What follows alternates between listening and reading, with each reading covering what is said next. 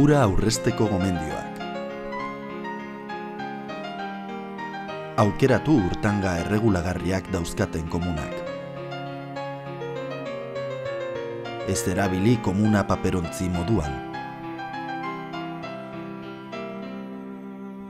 Hobe da dutxatzea bainatzea baino.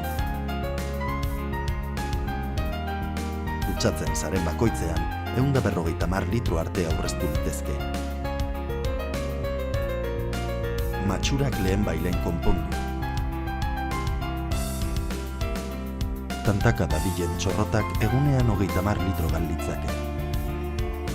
Jarritzazu barreiatzaileak eta bestelako aurrezki mekanismoak txorroteta. Egokitu uraren presioa zure beharretara. Ez erabili garbigailua eta ontzi garbigailua erabat bete arte. Etxe tresna elektrikoak aldatu behar badituzu, kontuan hartu erosiko dituzunen energia eraginkortasuna.